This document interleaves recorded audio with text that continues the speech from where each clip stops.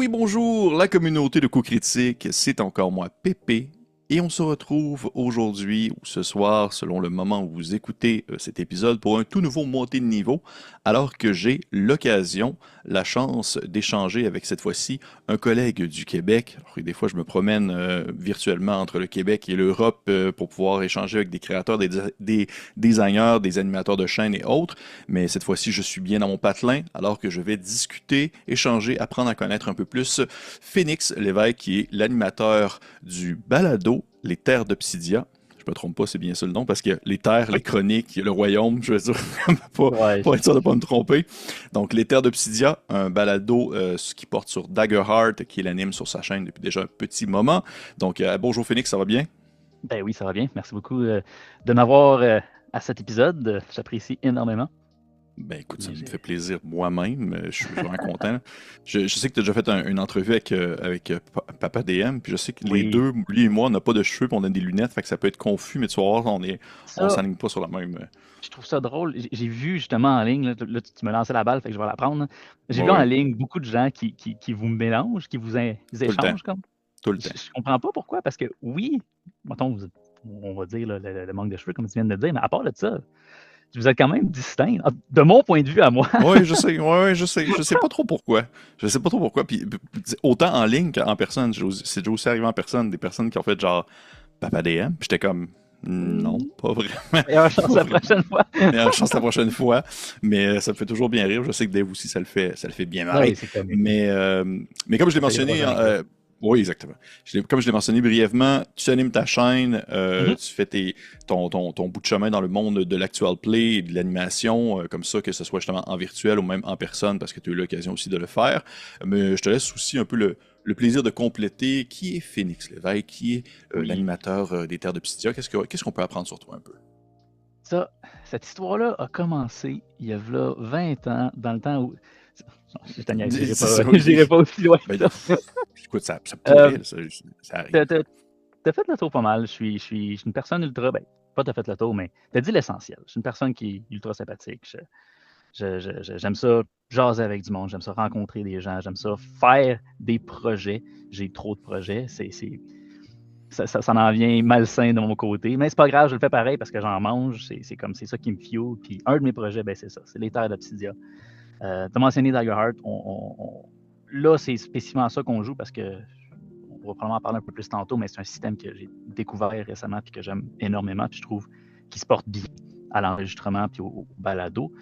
Euh, mais on joue aussi à d'autres systèmes. Là, comme là, j'ai des épisodes de prévus dans Morkborg, je pense que ça s'appelle. Oui, Euh, oui. c'est des contes et des dés qui. L'animateur de. J'ai un blanc de son nom. Mais Je Philippe me sens Taillon? mal. Là. Philippe, oui, c'est ça, Philippe Taillon, merci.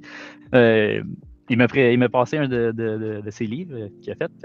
On va jouer à ça dans pas long, puis Donjon Dragon, évidemment. Tout a Ah, commencé là. vous allez faire l'aventure qu'il a faite? Je, L'aventure. vais, je la planifie. Je sais pas encore prévu comme une date spécifique, là, mais j'essaie de me trouver des gens puis de me trouver du monde Très pour le faire. cool. Mais oui, j'aimerais ça la jouer. Très cool. Ça marque, c'est moi qui ai fait la mise en page à l'intérieur. Oh, OK. Ouais. J'ai eu Je le plaisir porte de faire ça un œil. j'ai eu le plaisir de faire ça avec Philippe parce que c'était une mise en page assez. C'était un gros projet. C'est un gros projet. Philippe, Ah, il y a du stock là-dedans. Là. oh oui, c'est Mhm. ça. Philippe, il est très productif. Fait que non, ça a été un méchant projet, mais très cool. Ok, je suis content de savoir que tu explores également d'autres systèmes. Et comme tu dis, on va assurément y revenir parce que ben, pour les gens qui nous écoutent et qui ne connaissent pas la formule des montées niveau, comment ça fonctionne, et bien souvent avec mon invité. Autrefois, j'avais une poche. Quand je dis autrefois, ça fait genre déjà 4 ans, quasiment 5 ans. J'avais une espèce de petite pochette dans laquelle je pigeais des petits bouts de papier sur lesquels étaient mentionnées des questions écrit des questions que je posais à mon invité, des questions en lien avec son expérience du jeu de rôle, des questions qui étaient spécifiques à l'invité, mais qui sont aussi très générales. Mais avec le temps, je me suis modernisé et maintenant, tout est de manière numérique pour générer les dites questions Technologie. et technologie exactement, mais aussi la protection des arbres. Je vais essayer d'être moins de faire des petits Ah, bouts ben de oui. papier que je finis par jeter au final.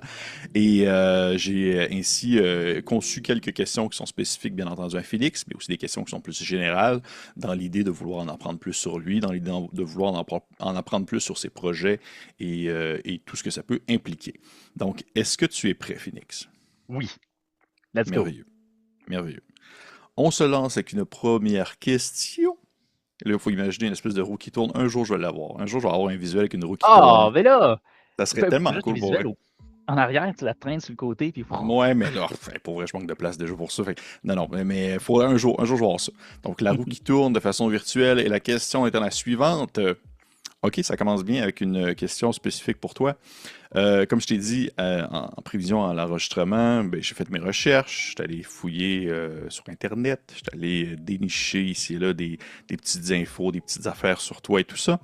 Et eh bien, il y a eu une certaine période où est-ce que tu partageais en fait des courts Reels, des courtes vidéos de toi qui faisais la construction d'un studio pour ouais. animer justement tes parties.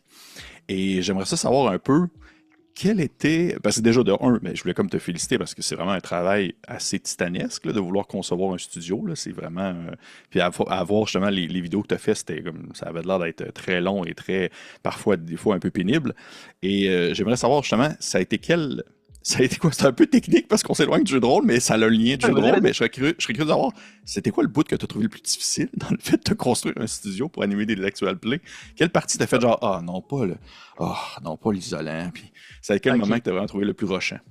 Cette question-là, tu n'as pas idée à quel point est-ce que ça peut aller. En fait, ça va aller deep. J'irai pas trop dans les détails, parce que là, c'est de quoi qui date il y a là, déjà 6 ans, presque 7 ans. Euh, je recule un peu en arrière. Je vais aller répondre à ta question, c'est quoi que j'ai trouvé le plus difficile, mais il faut la mise en Mhm. contexte pour ça. OK. Puis ça, tu vas voir, je vais le faire. Je vais le faire tout le temps. Il y a une mise en contexte pour toutes mes réponses. C'est correct, c'est correct, c'est correct. J'ai acheté ma maison il y a là, 7 ans.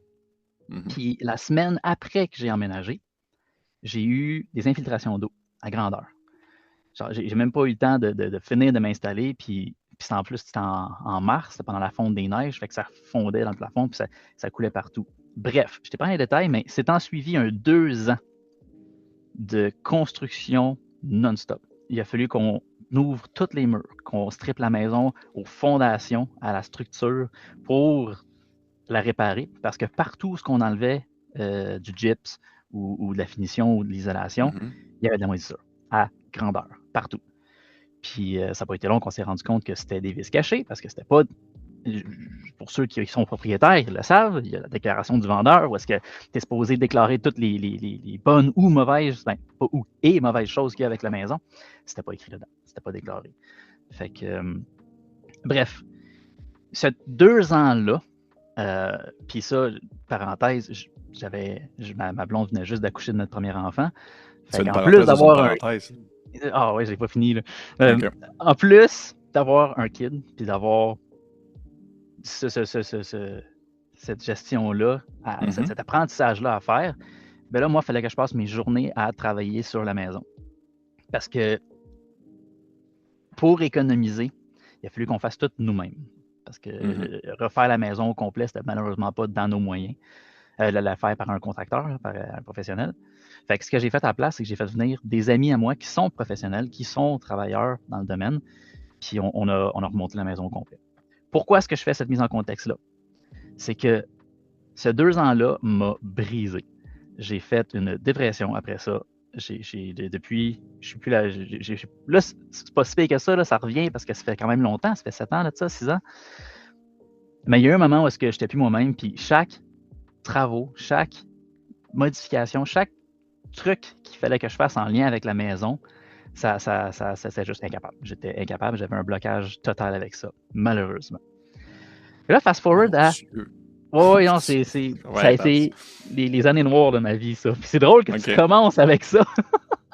Ben, c'est correct. Après ça, on peut aller dans le plus C'est ça, ça va être positif léger après, c'est après. Là. ça, ouais. Le- le- je te dirais que tout a été difficile parce que j'ai pas quasiment à la limite du PTSD, là, si je peux dire.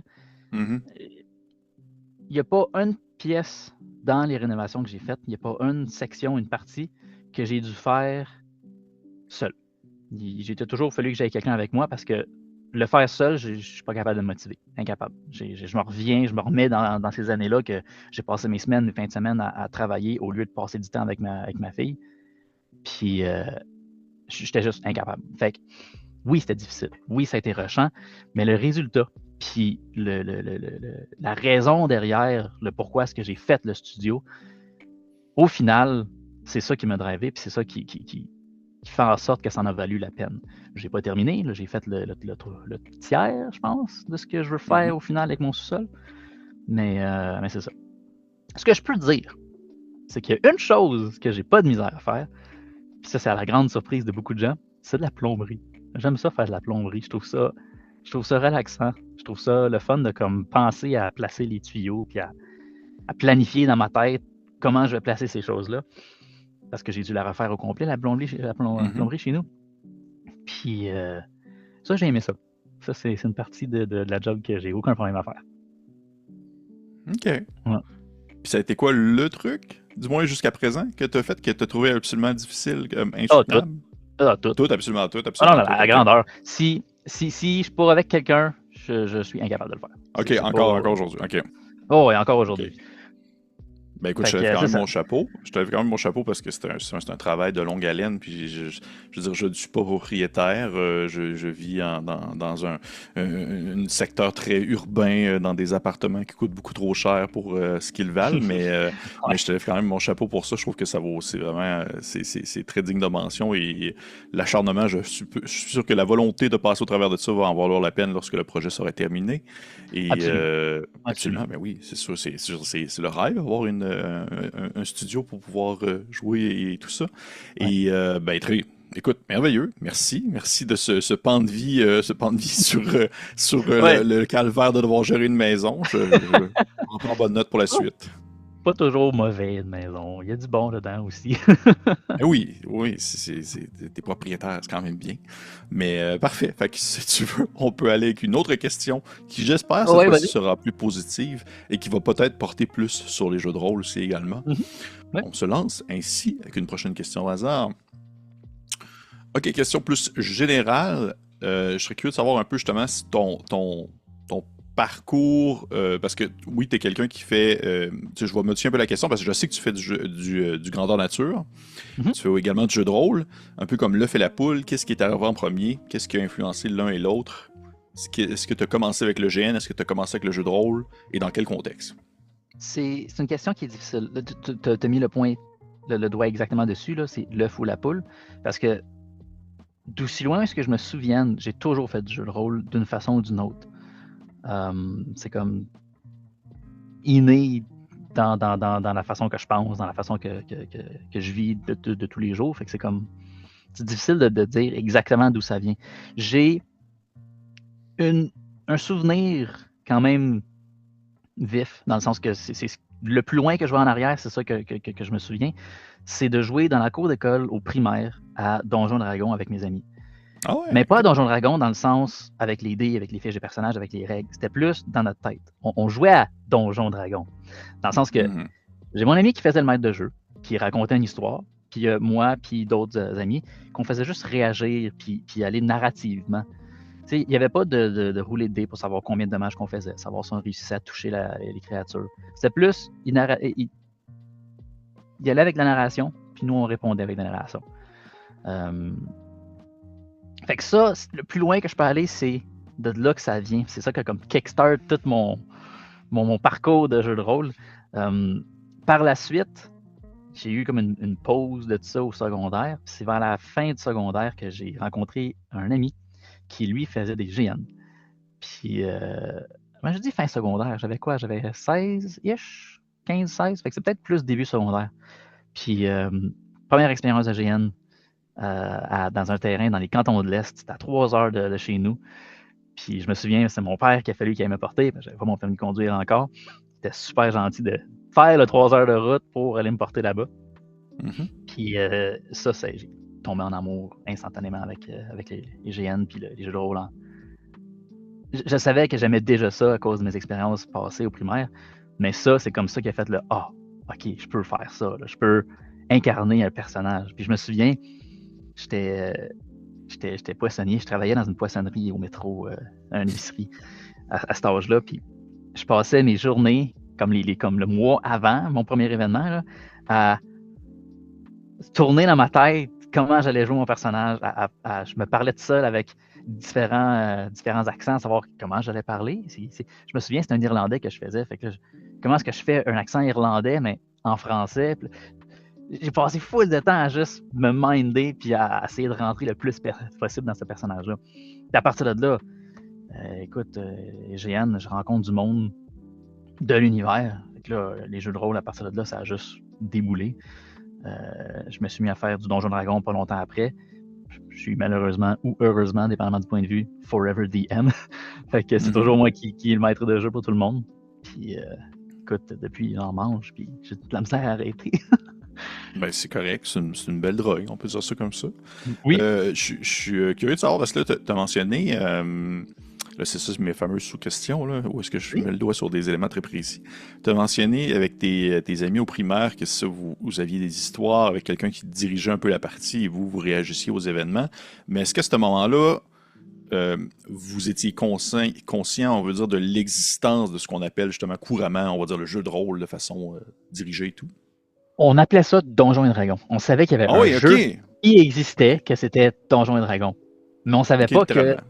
C'est ça, on savait pas qu'il y avait comme des règles ou qu'il y avait un système existant. On pensait juste que c'était le nom qui venait avec l'action de mimer des personnages puis de jouer narrativement avec des gens. On pensait pas que c'était réellement un jeu de société. On l'a appris plus tard, ça. OK, j'aime ça. Je trouve ça cool quand même qu'il y ait comme un... C'est comme s'il y avait une espèce de on va dire quelque chose qui vous a influencé sous-jacent sans que ce soit clairement défini comme étant. On a dû entendre ça quelque part. Ça vient de quelque part, mais le plus loin que je vois dans mes souvenirs, c'est ça. Fait que d'où j'ai entendu parler de ça, je n'ai aucune idée. Mais je sais qu'au primaire, on jouait à ça, sans savoir que c'était à ça qu'on jouait. OK. Et tu as mentionné également aussi que tu as dit heureusement ou malheureusement, selon le point de vue, que tu es forever DM. Est-ce que de ton point de vue à toi, c'est heureusement ou c'est malheureusement? Les deux. Okay. J'aime ça jouer. J'aime ça DM. J'aime ça. Je suis une personne qui overthink un petit peu. Fait que moi, planifier des aventures, des univers. Les Terres d'Obsidia, c'est un univers qui est, oui, inspiré de l'univers du GN, le Royaume d'Obsidia. On en parlera un peu plus tantôt si la question vient. Mais il reste que la partie que moi, je joue dedans, c'est toutes des choses que moi, j'ai créées, j'ai ajouté. C'est un univers qui vient de l'intérieur de moi. Fait que cette partie-là d'être maître de jeu puis de faire vivre des aventures dans un univers que moi, j'ai créé, j'adore ça. Je trouve ça vraiment, vraiment le fun. Puis c'est pour ça que je dis heureusement, parce que je ne changerais pas ça pour rien au monde. Je dis aussi malheureusement parce que ça fait en sorte qu'il n'y a personne dans ma gang qui sont maîtres de jeu. Fait que si je veux jouer, j'ai juste pratiquement jamais l'occasion. Ce qui fait que des fois, je m'ennuie de juste faire un personnage puis de laisser une autre personne patiner aux niaiseries que moi je fais en place de moi toujours être bon, ils ont fait ça. Merde, qu'est-ce que je vais faire pour réagir? OK, let's go, on improvise. c'est un stress mental de moins que je trouverais le fun d'avoir une fois de temps en temps. OK, intéressant. J'aime ça. Je comprends un certain point. Alors, on peut y aller avec une autre question, si tu veux, Phoenix. Yes, let's go. On y va. On lance ça au hasard.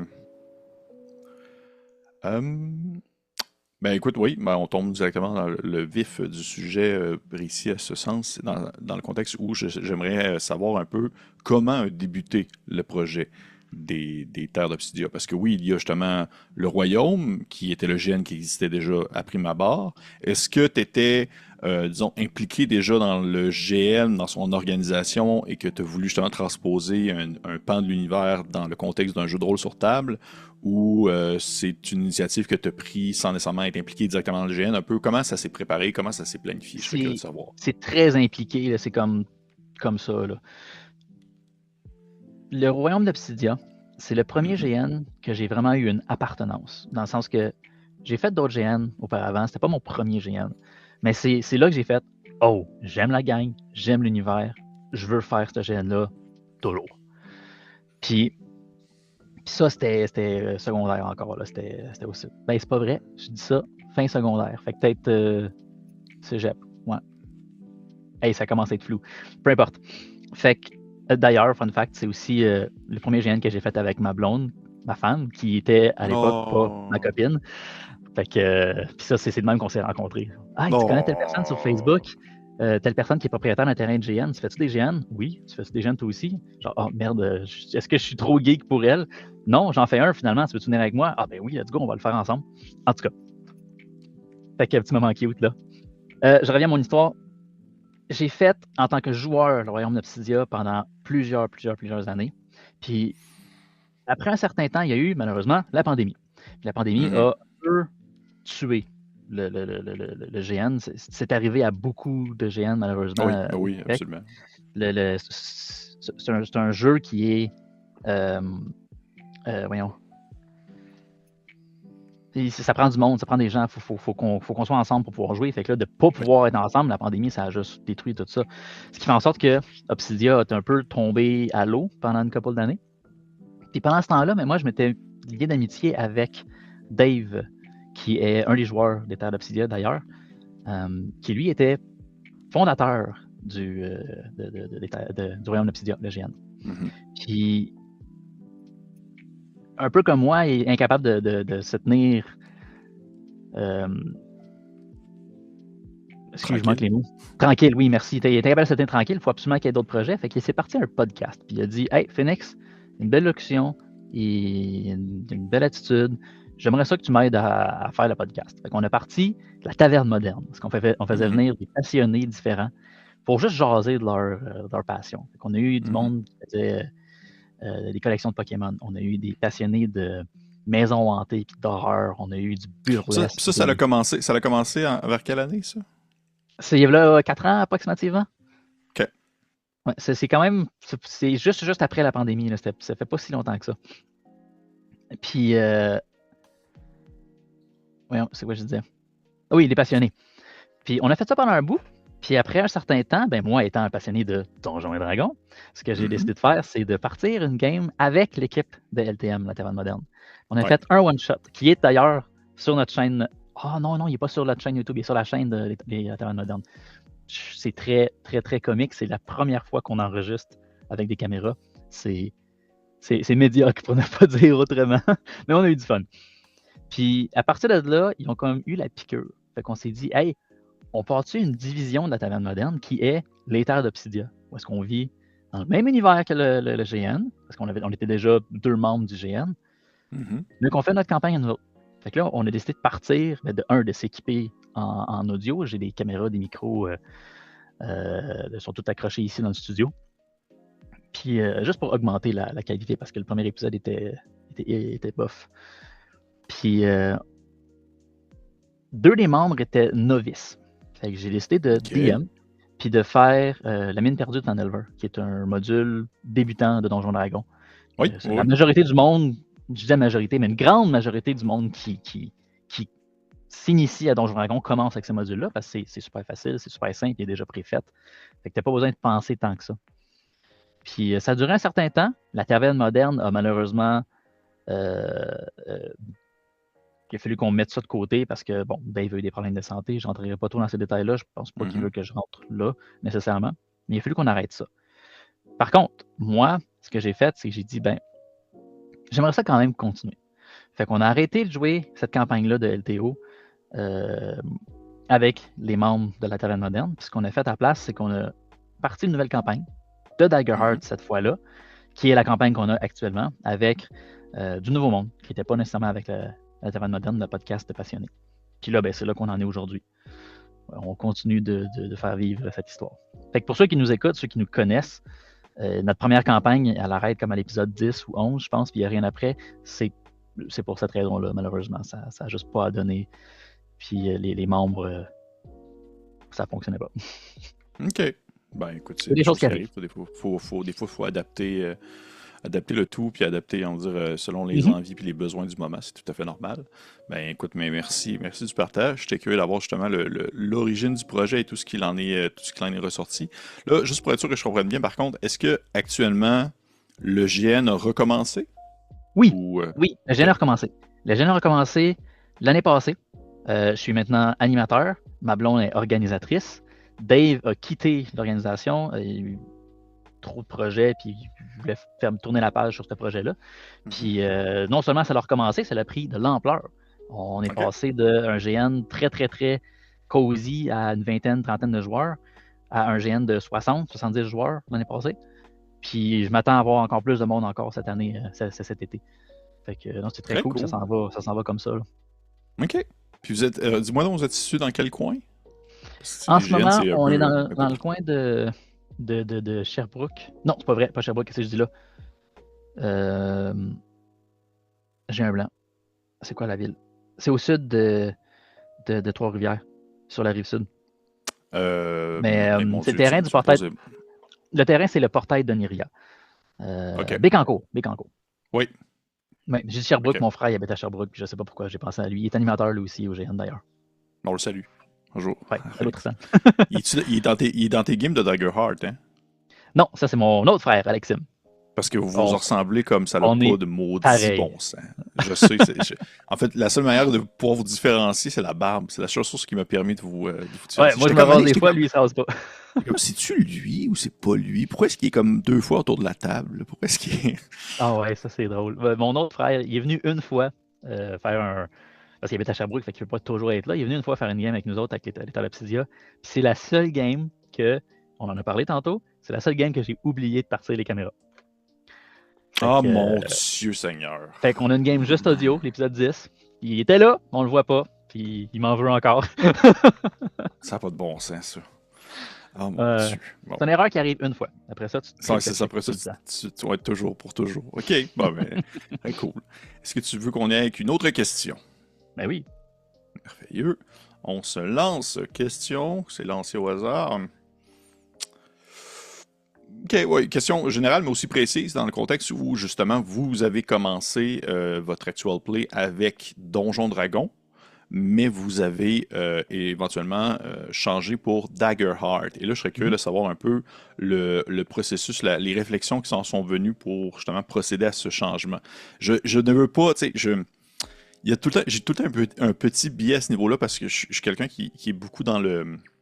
On va dire dans les produits très indépendants, puis j'aime beaucoup fouiller les sites internet pour trouver des petits trucs et tout ça. Puis on dirait qu'il y a un petit côté de moi où j'essaie vraiment de me faire convaincre, puis je me fais quand même convaincre. Ouais, je le cache pas, je me fais convaincre du plus-value de Daggerheart et de sa valeur en tant que jeu et qu'est-ce qu'il vaut vraiment. Mais il y a tout le temps un petit côté de moi où je me dis, est-ce que les gens ont décidé de switcher à ce jeu-là parce que c'était la gang de Critical Role qui l'ont sorti? Je serais curieux de savoir un peu ton côté. Est-ce que ça peut être aussi les deux, il n'y a pas de mal à ça non plus. C'est vraiment juste une question que je me pose. Je fais un podcast, un balado de Donjon Dragon, de jeux de rôle, parce que j'aime ça, puis parce que j'ai un background technique. Je suis musicien et technicien de son. Fait que toute la technique, les micros, les consoles, c'est de quoi que j'en mange. Fait que j'ai parti de balado dans le but d'avoir du fun à le faire. Parce que moi, je voulais le faire. Pas parce que Critical le faisait, puis parce que je voulais copier Critical Role. Puis ça, c'est une nuance qui est importante à avoir parce que oui, absolument. Moi, personnellement, je n'écoute pas Critical Role. OK. Mais vois-tu, ça me surprend. Ça me surprend, par exemple. C'est pour ça que je le précise. Oui. Je les connais, je les adore. Je sais tout le monde qui sont les gens, sauf la 4e campagne, parce que là, c'est avec Dimension 20, puis je les connais moins. Là. Mais ouais, je ne voulais pas le dire en anglais, mais oui, effectivement, c'est Dimension 20. J'essaie toujours de faire attention à mon anglais quand je fais des trucs. J'apprécie parce qu'on a quand même beaucoup de personnes en France et tout ça, mais je voulais quand même le... Oui, non, c'est Dimension 20. Oui. Mais tu sais, je les connais tous, je les adore tous, j'aime leur personnalité, je trouve que c'est du monde sympathique. Puis je suis religieusement leur série télévisée, The Mighty Nine, puis Legend of Vox Machina. J'adore ça. Mais leur campagne, je trouve ça... J'ai tellement trop de projets, j'ai tellement trop de temps que je préfère regarder des campagnes qui viennent de chez nous. T'sais, des fois, je vais en écouter vous autres, je pense que vous en avez fait une couple de fois où dans le temps, il y en avait. J'ai RPG Suicide, voyons, le gros là, qui vient de sortir avec Francis Legendre puis Boldoc. En compte, oui, merci. T'sais, je préfère, le peu de temps que j'ai, je préfère le mettre sur du monde qui viennent de chez nous. Puis, j'ai pas besoin d'écouter parce que ma blonde l'écoute, puis elle me raconte tout ce qui se passe. OK. Pourquoi je l'explique ça? Oui, j'ai appris Daggerheart à cause de Critical Role. Daggerheart, pour revenir à ta question, quand ils ont annoncé le système, j'ai fait « Ah, intéressant. J'aime le concept, j'aime le fait que c'est 2D12, j'aime le fait que c'est un petit peu plus léger, qui est déjà... On s'entend, la 5e édition est déjà pas mal léger, là. C'est pas Pathfinder, c'est pas la 4e édition. Mais j'aimais le côté plus simple, qui est plus accessible. Sauf que, dans le temps où ils ont sorti leur bêta, c'était pas assez développé, puis je trouvais qu'il manquait quelque chose. Fait que c'est comme un peu resté dans l'oubli. Puis là, ben, ils ont officiellement sorti leur première version. Puis c'est là que j'ai fait « Oh ». En relisant puis en revoyant, c'est là que j'ai comme cliqué « OK, non, ce système-là a le potentiel d'être vraiment cool ». Puis j'ai décidé de profiter du hype. Puis c'est là, c'est comme le début de notre campagne actuelle des Tales Obsidia a commencé sensiblement dans les mêmes eaux, dans les mêmes moments que Daggerheart a officiellement sorti. Fait qu'on voulait comme profiter de la wave, profiter de la popularité pour attirer un peu plus de vues sur notre balado, ce qui n'a pas en tout marché, soit dit en passant. YouTube est une plateforme très difficile à percer dedans. C'est difficile. Écoute, bref, ouais. On peut en parler longtemps. Ça, c'est un autre sujet. Ouais, c'est un autre sujet. Start-moi pas. C'est un autre sujet. Mais ce qui a vraiment fait pencher, ce qui m'a fait pencher vers Let's Go, on fait le switch, c'est le côté narratif. Daggerheart, toutes les règles et pensées avec la narrative en premier. C'est un jeu qui est... Tu sais, t'es pas pris dans les règles de bon, quel chiffre que j'ai sur ma fiche de personnage, qu'est-ce que je peux faire? Oui, il y en a, ça reste un jeu de table. Tes habilités sont sur des cartes, sont sur du papier qu'il faut que tu te souviennes. Mais dans les actions que tu peux faire, si tu peux le faire, essaye-le, puis moi, je vais juste réagir avec toi. Je peux le faire avec... Puis le meilleur exemple que je peux donner, c'est leur système d'expérience. Sans vendre Daggerheart, mais il n'y a pas le concept de... Il n'y a pas de problème. Dans Donjon Dragon, il y a le concept des habilités ou les skills. Dans le fond, tu peux faire... t'as Sleight of Hand, t'as inspection, investigation, t'as perception. T'as différentes habilités, puis chaque action que tu veux faire, il faut que ça rentre dans une de ces habilités-là. Pas dans Daggerheart. Dans Daggerheart, tu as les expériences. À la création d'un personnage, tu en choisis 2. Puis ce que ça fait, c'est que ça te permet d'ajouter un bonus sur tes dés si ça fit avec cette expérience-là. Fait que si ton personnage est un forgeron qui se bat un peu à la Jackie Chan en buvant d'alcool, wink wink, je parle de Bolmir, le nain dans notre aventure en ce moment, ben, tu peux prendre l'expérience forgeron puis Drunken Warrior. Fait que là, si tu décides de faire quelque chose qui est en lien de près ou de loin avec le fait que tu travailles la forge, ben, tu peux l'ajouter ton bonus dessus. Tu n'as pas besoin d'avoir de quoi de spécifique comme « Ah, as-tu vraiment un bonus en perception? » Non. Tu fais une investigation sur de quoi dans une forge parce que tu as l'expérience de forgeron. Tu l'as le bonus, c'est tout. Puis ça, tu en as d'autres au fur et à mesure que tu level up avec ton personnage. Fait que ça fait en sorte que ton personnage est buildé narrativement avec qu'est-ce que toi tu veux faire. Puis ça, je trouve ça magique parce que ça ouvre tellement plus d'options de narrative puis d'interaction, le fun qui est moins mécanique. Puis je reviens souvent sur le mot narrative. On le filme. C'est de quoi qu'on joue puis qu'on veut que ça soit divertissant puis le fun à regarder. Si on passe le 3/4 de l'épisode, notre tête dans les fiches à parler de points puis de bonus qu'on rajoute, c'est pas le fun pour les personnes qui nous écoutent. C'est bien mieux d'avoir un système de jeu qui se prête à l'action puis à le côté héros de nos joueurs. Tu sais. Fait que ça, moi, puis en plus, juste pour me placer sur le top, ça fit avec mon style de maître de jeu. J'ai vu souvent des memes ou des shorts passer en ligne où est-ce que tu as des différents styles de DM, puis moi je suis juste avant le plus désorganisé, dans le sens que je prépare ma narrative pour la campagne, mais après ça, c'est vous autres, là, c'est sandbox, vous faites ce que vous voulez, puis moi je réagis, je joue avec vous autres. Fait que Daggerheart, c'est un système qui est fait pour mon style de jeu. C'est juste pour ça que je tombe en amour avec, puis j'ai décidé de faire cette campagne-là. Tu l'as très bien vendu. Mais de façon logique, de façon qui se tient dans son sens. Et là, j'ai comme une panoplie de sous-questions en lien avec ça. Là. Déjà, la première étant, est-ce que tu as quand même une certaine affection, je dirais, pour justement les jeux qui sont un peu plus complexes, ou vraiment dans l'optique où tu as vraiment de désintérêt? Parce que oui, là, tu filmes cette partie-là parce que tu constates que le système de jeu est plus approprié pour écouter une partie, mais est-ce que tu as quand même, toi, un plaisir à justement découvrir d'autres systèmes qui sont plus crunchy que Daggerheart? On a parlé tout à l'heure un peu tantôt avec Pathfinder, par exemple, ou même encore la 4e édition.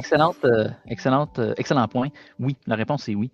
Quand que moi je DM, je préfère DMer Daggerheart parce que je suis plus dans ma tête, puis je suis plus capable de réagir sans avoir à faire comme ah, attends, c'est vrai, y a-t-il une règle pour ça? Puis là, attends, donne-moi 2 secondes, je vais regarder dans mon livre de règles pour voir si je suis capable de répondre à ta question ou de voir si c'est légal le mouvement que tu veux faire. Fait que quand je DM, je préfère Daggerheart. Voyons, excuse-moi, ma blonde, elle cherche son téléphone, puis c'est le mien qui sonne. Il n'y a pas de problème. Puis la réponse est oui, je préfère. J'aime ça aussi jouer des jeux plus complexes. Le premier jeu que j'ai joué, c'est Pathfinder 2. Là, j'ai dit que j'avais switché à Donjon Dragon, là, mais système, avant même qu'on switch à Donjon Dragon, c'est Pathfinder 2 qu'on a joué. Fait que, puis ça, ceux qui ont joué à Pathfinder 2 le savent, c'est très minutieux comme jeu. Oui. Mais j'aime ça. C'est pas de quoi qui me fait peur. Mon jeu de société préféré, j'ai une grosse collection de jeux de société en arrière ici, c'est Eclipse, qui est un jeu qui joue à. C'est une épopée de l'espace.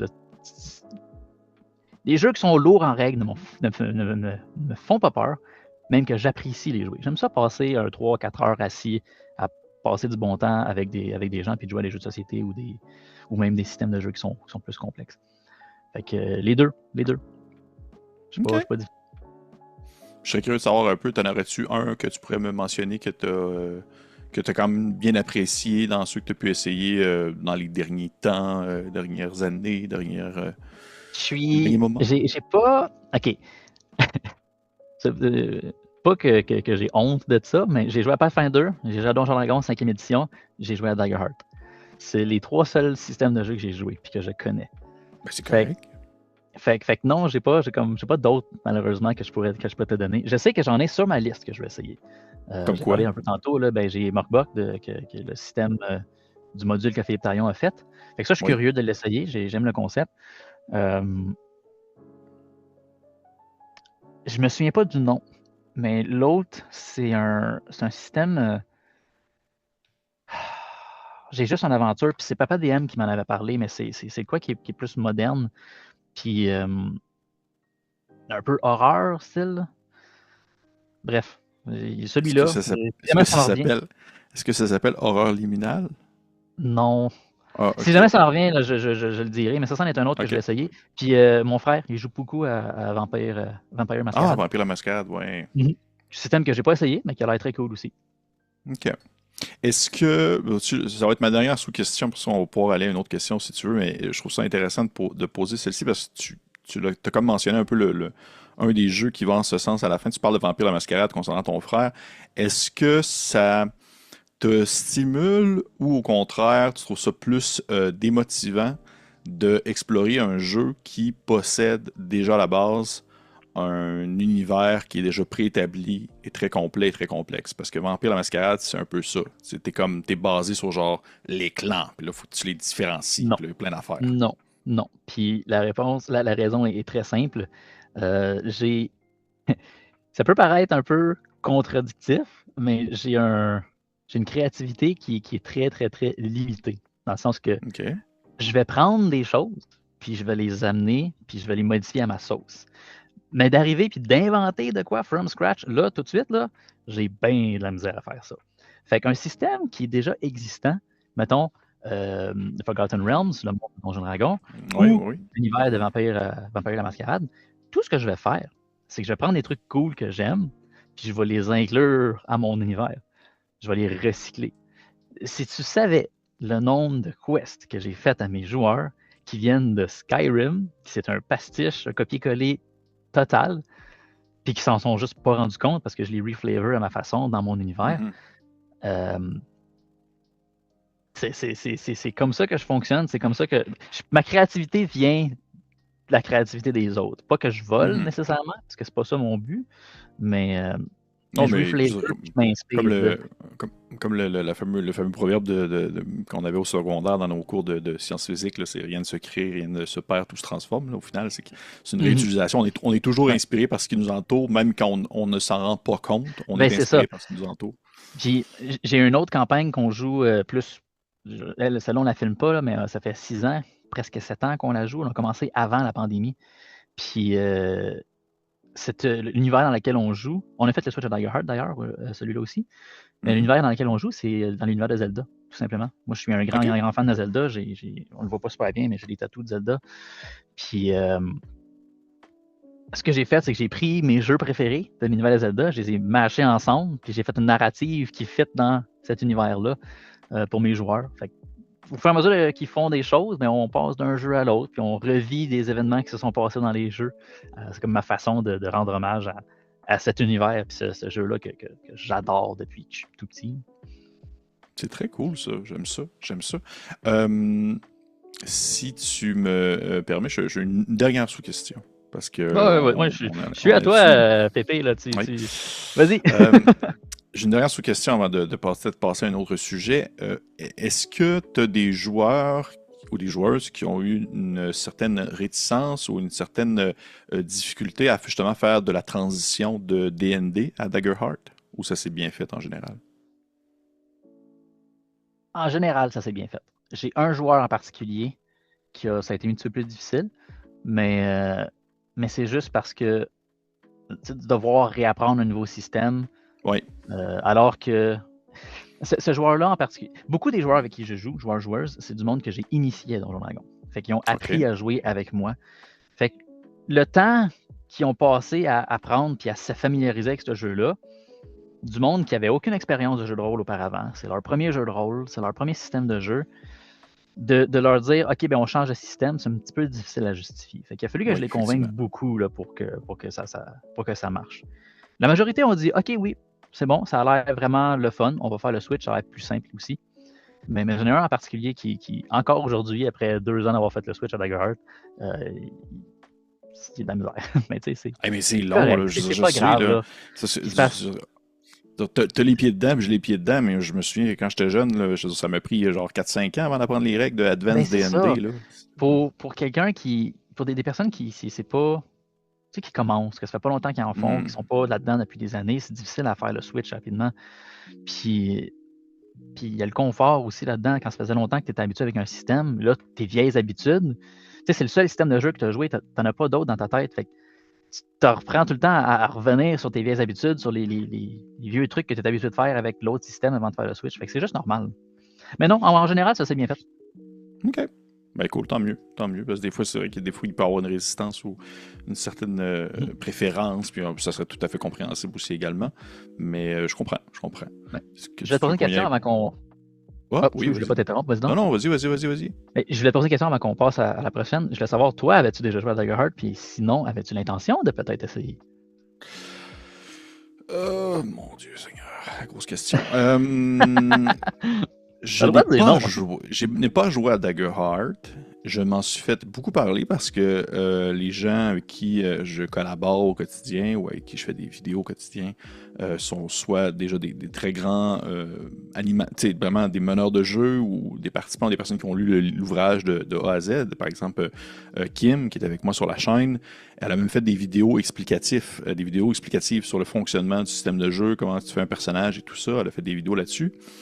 Et de l'autre côté, il y a Fred de Epic Fumble qui, lui, anime des parties de Daggerheart depuis vraiment longtemps. Puis il fait aussi des actual plays avec Daggerheart et tout ça. Et les deux sont très, très bien vendus par le jeu. Ils m'en ont parlé amplement. Ils m'en ont fait beaucoup mention, beaucoup. Moi, je te dirais que ce qui me bloque, c'est que tu vois un peu la bibliothèque derrière moi, là. C'est que je lis beaucoup de jeux de rôle. Mais j'en lis pas nécessairement des super épais. T'sais, j'en lis vraiment comme énormément. Puis je suis un gars qui dévore beaucoup d'aventures. J'aime ça beaucoup lire des aventures, peu importe le système de jeu, juste pour un peu voir comment est-ce que tu construis une aventure, comment est-ce qu'elle est écrite, comment est-ce qu'elle a été présentée, tout ça. Et là, de me dire qu'il faudrait que justement apprendre ce système-là au complet, puis de le tester, je suis comme un peu comme ambigu. Je suis pas fermé à l'idée, pas du tout. Je suis pas du tout fermé à l'idée. Mais déjà à la base, je suis beaucoup moins joueur que meneur de jeu.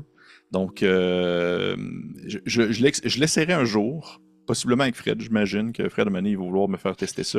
mais sur le coup, je suis pas. Je te dirais que si j'ai l'occasion d'essayer autre chose, je vais essayer autre chose. Mais je suis pas fermé à l'idée. Il y a tellement de systèmes. Ouais. Et je te dirais aussi parce que ça reste que c'est comme j'étais un peu, même, même D&D 5e édition, là, ou D&D, je sais pas comment ils l'appellent, la One ou la point 5 ou Ah, bref, ouais, celle qui est sortie en 2004, que ce ouais, soit ouais. elle ou l'autre, ou Daggerheart, il y a un peu l'aspect, je suis un peu saturé du l'heroic fantasy. C'est vraiment moins mon jam en général. C'est vraiment moins dans ce que je vais plancher. Je suis beaucoup plus dans des trucs un peu plus minimalistes, plus terre à terre, ou même que ces temps-ci, j'aime beaucoup explorer d'autres genres que le médiéval fantastique. Donc c'est pour ça c'est un peu. On dirait que je sais pas. Je sais pas. Faudrait que. On en reparlera peut-être le jour où est-ce qu'ils vont sortir un espèce. Là, j'ai vu qu'on on a lancé un supplément pour des loups-garous et des vampires et tout ça. Là. Mais peut-être qu'à un moment donné, ils vont sortir un supplément que ça va genre être un truc à la genre Spelljammer dans l'espace et tout ça. Puis là, ça se pourrait que genre ça me C'est tente cool, parce ça. que ça serait cool. C'est vrai que ça serait cool. Ouais. Fait que, il y a peut-être avoir un autre intérêt à ce niveau-là. Fait que oui. Mais là, hey, c'est pas moi qui se fait interviewer, c'est toi. Donc, Je me suis dit, là, pas juste moi, là, on est deux. Là. ouais, ouais. Fait que, je vais y aller avec une autre question, si tu me permets. Vas-y. Une autre question. On y va. Ça tourne. Ben vois-tu, très bel hasard à ce sens, parce j'ai un peu comme mentionné la chose, mais je serais curieux d'avoir ton avis sur la question. Tu me mentionnes un peu les jeux que tu as joués, les jeux que tu as testés, qu'est-ce qui t'intéresse. Est-ce que tu as d'autres intérêts que ceux justement qui touchent le médiéval fantastique? Est-ce que tu irais dans de la science-fiction? Est-ce que tu irais dans de l'horreur moderne? Cyberpunk Red.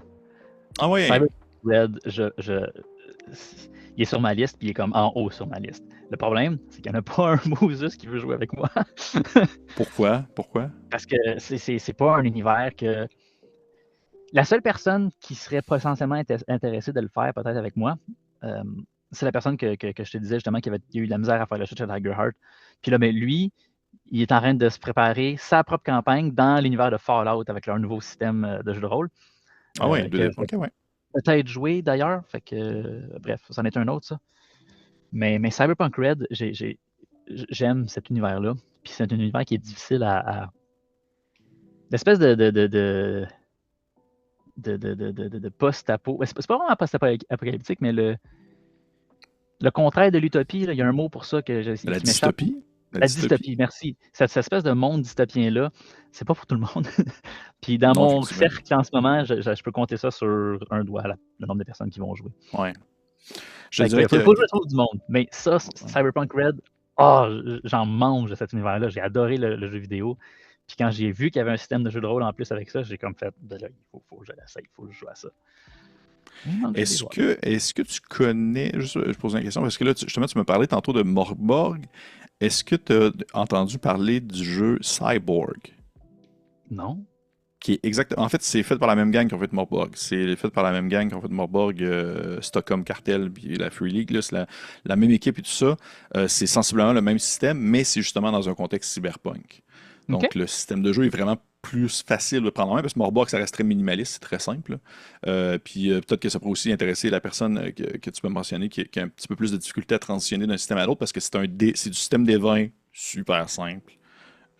Pour elle, ça s'apprend sur le coin d'une table, puis ça a toute l'espèce de saveur dystopienne d'un univers apocalyptique, futuriste, dégueulasse. OK. Fait que, Je me prends en note. ben écoute, je te réécrirai là-dessus. Mais c'est intéressant, par exemple, que tu mentionnes que les gens sont peut-être pas intéressés à jouer à ça, mais est-ce que d'après toi, il y a une question, puis là, je vais peut-être aller trop deep avec ça, là, mais on embarque dans des sujets sociétals, là. Mais je sais que selon certains moments ou certaines périodes de notre vie, de notre monde dans lequel on vit, il peut y avoir des choses qui font en sorte qu'il y a un certain désintérêt envers certains types de produits ou certains types on va dire, de contenus ou même d'objets ludiques. Et je sais que, par exemple, des gens sont peut-être moins intéressés par le genre cyberpunk parce que justement, ça commence à être un peu trop une espèce de miroir réel. déformant du Ouais, futur c'est ça. dans lequel on s'approche. Et que ça Très peut comme possible. être à la limite un peu grisant. Est-ce que tu penses que tu as des personnes autour de toi qui sont peut-être moins intéressées à cause de ça? Autour de moi, peut-être pas spécifiquement. Je travaille dans le domaine de la technologie, fait que moi, tout le AI, l'intelligence artificielle, puis ces choses-là, j'ai comme une compréhension un petit peu plus développée que la majorité des gens. Fait que c'est pas de quoi qui me fait peur nécessairement. Puis ça, je le partage avec mes gens proches. Fait que ce côté-là, dans ma gang, pas nécessairement non. Mais je peux voir pourquoi est-ce que pour certains, ça pourrait être un problème 100%. Là. Cyberpunk Red, spécifiquement, c'est un jeu qui a beaucoup de règles, qui est quand même lourd en règles. Oui, Fait que je pense que c'est principalement ça qui fait en sorte que les gens, que mon monde, n'ont pas le goût de jouer. Je sais que si je dis, hey, on part en game de Pathfinder demain matin, il n'y en a pas un qui va vouloir. Pas après avoir goûté à Tiger Heart puis à la 5e édition de Donjon Dragon. Tu sais, faut pas oublier qu'on on est tellement occupé. On n'arrête pas de courir, tout le monde. Trouver du temps pour jouer, c'est comme. C'est sacré, c'est important. Fait que devoir passer ce temps-là à se forcer à fouiller dans des règles interminables, je peux comprendre pourquoi est-ce que mon monde, de mon côté, préfère juste, on s'assoit puis on joue, puis on a du fun. Puis, c'est pas grave si on oublie une règle une fois de temps en temps. Tant qu'on l'improvise, on a du fun, c'est ça qui est le plus important. Fait que, c'est ça. Apprendre un nouveau jeu, des nouvelles règles, c'est difficile.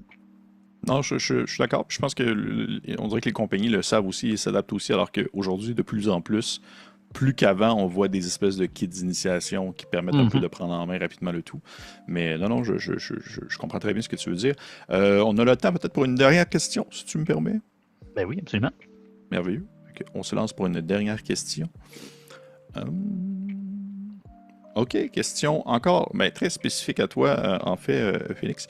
Tu as animé une partie devant public avec des gens de différents milieux geeks à Montréal et tout ça et ailleurs, qui s'appelait, si je ne me trompe pas, c'était les Chroniques d'Obsidia, c'était bien ça? Oui. Et je serais curieux un peu d'avoir ton input sur ton avis. Excuse-moi, les anglicismes dégueulasses, là. Ton input. Hey, on en a parlé tantôt en plus. Oui, je sais, c'est ça le pire.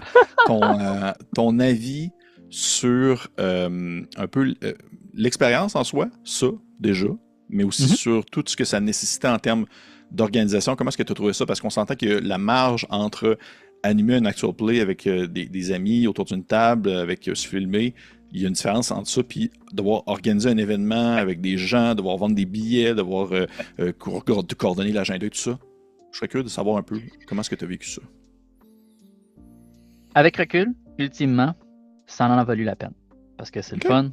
Moi, j'aime ça rencontrer du nouveau monde, puis j'aime ça partager cette passion-là. Fait que là, alors que je t'en parle, je te dis oui, c'est le fun, puis je le referai. Sur le coup, par contre, c'était pas la même histoire. Je l'ai fait à 3 reprises, les Chroniques d'Obsidia. Puis les Chroniques d'Obsidia, c'est pas juste cet épisode-là spécifique. C'est à chaque fois que je fais venir des invités, puis qu'on fait un one-shot qui est de près ou de loin dans mon univers, j'appelle ça les Chroniques d'Obsidia. Juste parce que c'est une petite histoire qui est éphémère, qu'on raconte dans l'univers, qui est en parallèle avec ce qui se passe. On pourrait rencontrer des personnages des campagnes, puis je l'ai déjà fait. Sans que ça soit nécessairement dans la campagne. C'est pour ça que j'appelle ça les chroniques.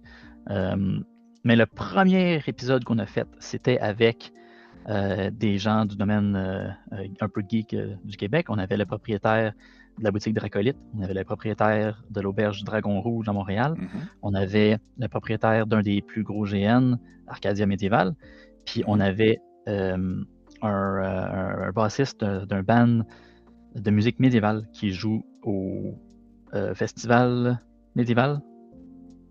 C'est-tu le nom qui s'appelle? Je pense que c'est comme ça que ça s'appelle. Peu importe. Du monde geek là, qui aime ça, jouer à ça.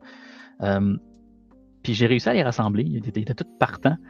La partie que j'ai trouvée difficile, c'est que.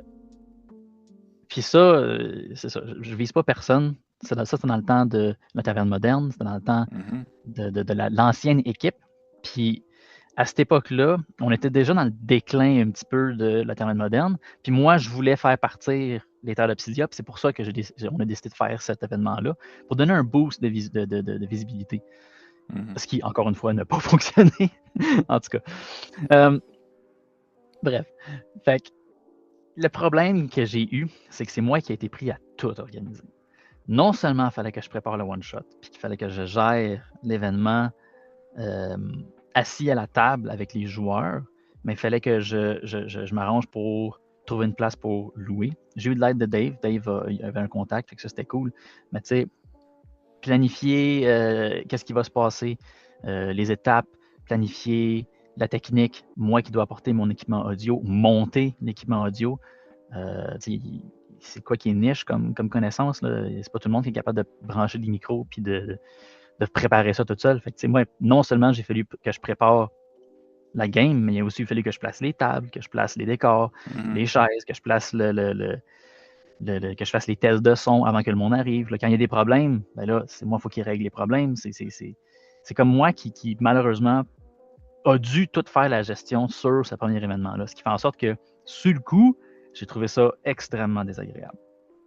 Par après, j'ai commencé à voir le bon côté, j'ai eu beaucoup de fun, puis c'était vraiment de quoi que je referais encore aujourd'hui. Sauf que, c'est ça. Puis ça, il y a beaucoup de moi qui vieillit et qui mature aussi là-dedans. Ça fait pas si longtemps que ça, là, je dis ça comme si ça faisait une dizaine d'années que ça s'est passé, mais j'apprends à gérer mon trop plein de projets, puis ce que je suis capable et puis ce que je suis pas capable de faire. Ce qui fait en sorte que le refaire aujourd'hui, je délèguerais. Ou je veux pas dire je forcerais, mais à l'époque, je me répète, on était dans le déclin de la taverne moderne, fait que mon équipe était déjà démotivée. Ils ont dit « Ah oui, c'est une bonne idée », sauf qu'on veut pas le faire. On veut pas l'organiser. Fait que j'aurais dû les forcer un petit peu plus à m'aider au lieu de juste le prendre sur moi-même. Puis là, le refaire, ben oui, c'est ça. Il faudrait une équipe technique pour le faire, pour m'aider. Les 2 autres événements que j'ai faits, c'était au Festival Draconis. Un cette année, puis l'autre l'année d'avant. L'année d'avant, on avait juste fait notre campagne. On avait fait un épisode spécial. On a continué notre campagne, mais au festival. Cette année, on a fait un one-shot avec plusieurs YouTubers du domaine ludique. Puis, il y a eu un problème technique. J'étais pas capable de partager mon... parce qu'on joue devant le public. Fait que moi, je joue, ce que j'ai à mon écran, je veux le montrer sur un projecteur. Fait que s'il y a un combat, j'aime ça avoir le plan pour pas que...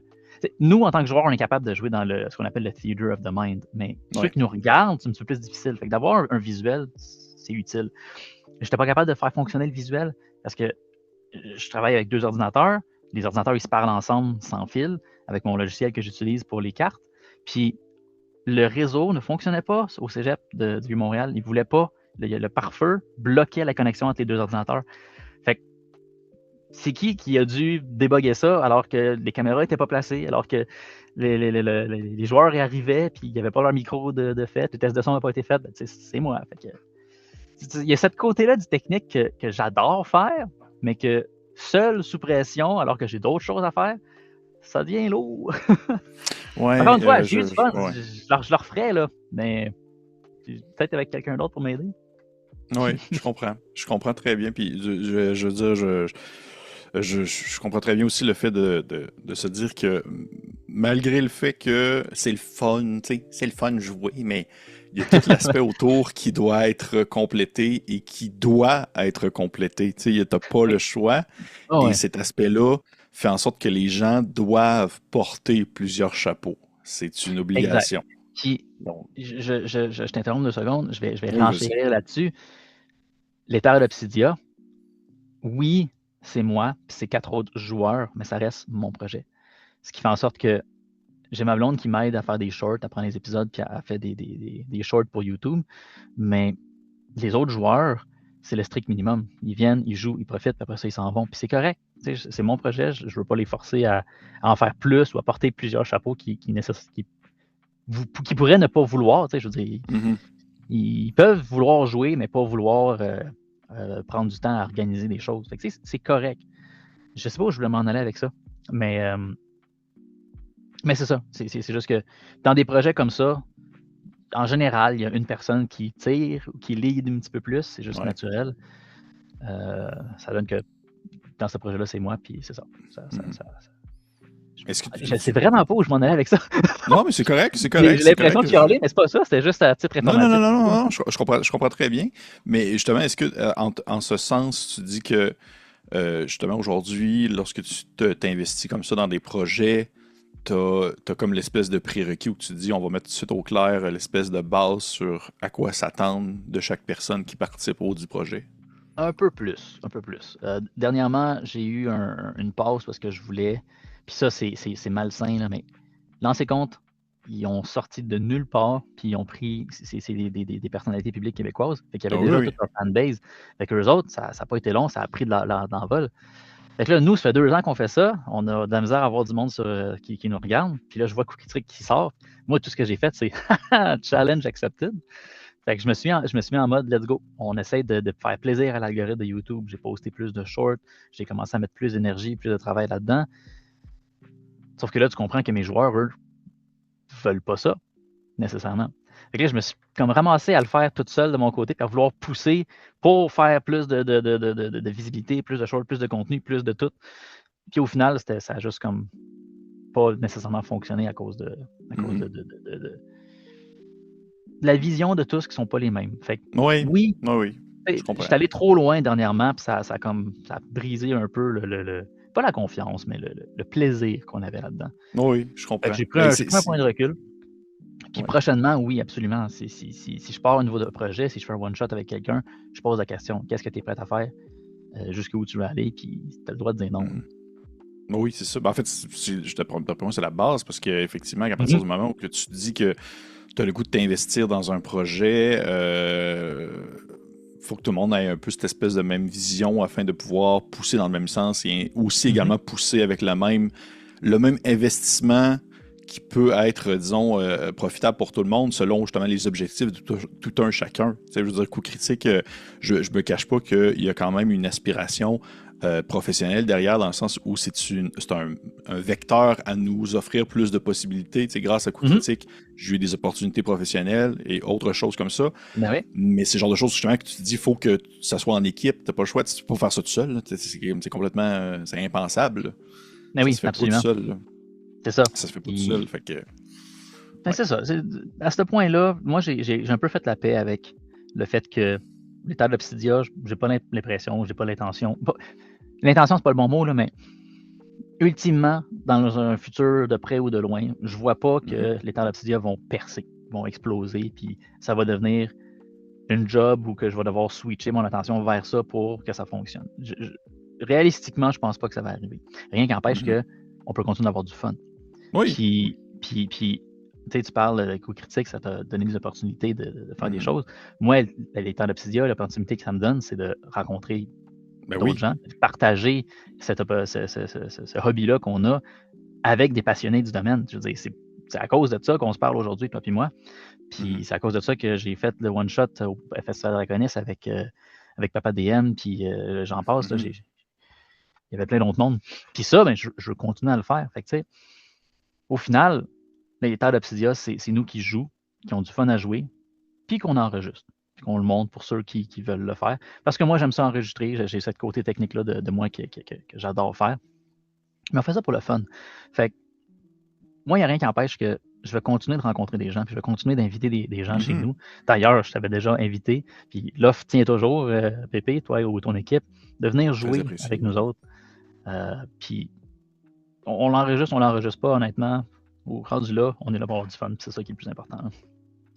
Oui, vraiment. Puis, je dirais, il n'y a rien qui empêche non plus que ça peut mener à d'autres choses éventuellement. Tu sais, je veux dire, on ne sait jamais vers où ça peut s'enligner, puis aussi de quelle façon, justement, un projet peut évoluer avec le temps. Je dirais, c'est ça. Le temps le fera. Oui, le temps le fera, exactement. Le temps le fera. Comme le temps fera ton sous-sol avec ton studio, éventuellement. Éventuellement, oui. Mais là, ça marche. La partie D&D est faite. C'est l'autre partie studio d'enregistrement musical qui n'est pas finie. OK. Bref. Bon, ça va venir éventuellement. Ben écoute, hey, merci pour cet échange à cœur ouvert. C'était très apprécié. Très apprécié. Merci à toi de m'avoir accueilli. Mais ça me fait plaisir aussi. Avant de conclure, j'aimerais ça que tu puisses dire aux gens qui nous écoutent à quel endroit est-ce qu'on peut découvrir les Terres d'Obsidia, à quel endroit est-ce qu'on peut écouter les Terres d'Obsidia, sur quel réseau est-ce qu'on peut vous trouver. Oui. Partage-moi tout ça. Puis d'ailleurs, pour les gens qui nous écoutent aussi, les différents liens, mentions que dit en fait Phoenix vont être aussi disponibles dans la description de cette vidéo. Alors vas-y. Super. Merci beaucoup de partager le lien, Pépé. Les Terres d'Obsidia, c'est principalement sur YouTube qu'on est. Vous pouvez nous trouver juste en écrivant les Terres d'Obsidia, tout simplement. On a une page Facebook. Je vais partager une couple de trucs une fois de temps en temps, quand ça me tente, quand j'ai le temps. Fut un temps, on était sur Twitch, on était sur TikTok. TikTok, c'est une plateforme que je déteste au plus profond de mon âme. Fait que j'ai arrêté de poster des choses là-dessus. Puis il y a quand même du contenu intéressant. Toutes nos vidéos de construction sont sur TikTok, justement. Fait que si vous voulez aller voir ça, ils sont encore là. Je ne les ai pas supprimés. Twitch, on joue pas assez souvent pour que ça vaille la peine. Puis on a notre Patreon. Je fais un petit shameless plug, là, mais Non, c'est c'est correct, c'est bien quoi correct. qui est difficile, on fait ça parce que ça nous passionne, mais en même temps, si vous appréciez ce que vous voyez et tout, ça va de même aussi pour Coup Critique, c'est le fun de juste nous encourager un petit peu puis de voir que vous aimez ça de cette façon-là. Puis nous, ben, en échange, on vous donne du contenu additionnel. On a notre Patreon aussi. Ben oui. Ben, écoute, ça va être dans la description de la vidéo également, autant le Patreon que les autres liens. Puis aussi le TikTok, parce que moi, je dis aux gens d'aller voir tes vidéos de construction de Mais sous-sol. Moi, c'est. j'ai arrêté de faire les vidéos de construction du sol, pas parce que je fais une dernière parenthèse avant de terminer, là, Oui, parce vas-y, que vas-y, vas-y. j'ai le goût de la dire, cette anecdote-là. J'ai arrêté de faire des vidéos, autant sur YouTube que sur TikTok, de la construction de notre sous-sol et de notre salle de jeu, pour la simple raison que ça a pris une ampleur un petit peu démesurée. On avait des 60 000 vues sur nos vidéos sur TikTok. Ah, Puis c'est fou, raide, avec TikTok. c'est capoté, mais le problème, c'est que ces vues-là, c'est des gens qui chialent puis qui commandent des choses méchantes sur Ah, tu sais pas comment ça fonctionne, Ah, ça va briser, ta maison va pourrir, t'as ci, t'as ça. Fait que là, nous autres, on est là puis on est content parce qu'on a des vues, mais là, on regarde les commentaires, mais le feedback négatif que ça fait de juste là, on n'a pas le choix d'aller regarder les commentaires parce qu'on a plein de nouveaux commentaires, mais les commentaires, c'est tous des commentaires négatifs, puis ça n'arrête pas. Puis, mais on a plein de vues. Le monde il aime ça, ils nous regardent. Mais non, ils nous regardent parce qu'ils veulent rire de notre gueule. Laurence a dit OK, tu dis quoi? Non, je suis plus capable. On peut s'arrêter, s'il te plaît? Puis j'étais d'accord avec elle. Fait qu'on a arrêté. Écoute, c'est très compréhensible à ce sens. D'ailleurs, les gens qui nous écoutent présentement, la vie est trop courte pour être désagréable sur les réseaux sociaux. Je Ben, préfère le dire. le, le, le pire dans tout ça, un short, c'est 30 secondes. Comment Ben tu oui. peux te faire une idée sur l'entièreté du L'ensemble projet quand tu entier. as juste Écoute bien. un 30 secondes oui, ce beam-là, ce 2 par 4-là en bois, il est coupé en plein milieu, mais c'est parce qu'il est coupé, parce qu'il est tenu par d'autres choses autour que tu ne vois C'est, pas dans le c'est- short. En tout cas, Mais ça, c'est les réseaux sociaux. Écoute, c'est les c'est les réseaux réseaux sociaux. sociaux. On ne peut Oui, pas en c'est les faire réseaux sociaux. grand-chose. Bref, mais Bref, merci oui. encore, Phoenix, de ton partage, de tes échanges, de tes réponses. Tout est disponible dans la description de la vidéo. Aux gens qui nous écoutent présentement, je vous encourage fortement d'aller voir ce que font les Terres d'Obsidia, les parties, les Reels, les autres choses, les animations. Si tu as l'occasion d'en faire d'autres, je l'espère, que ce soit justement au Festival Draconis ou ailleurs. Mhm. Et pour les autres, bien entendu, je vous encourage de liker, commenter, partager un petit pouce vers le haut. Et Ben oui. sinon, on se dit à la prochaine. Au revoir. Salut.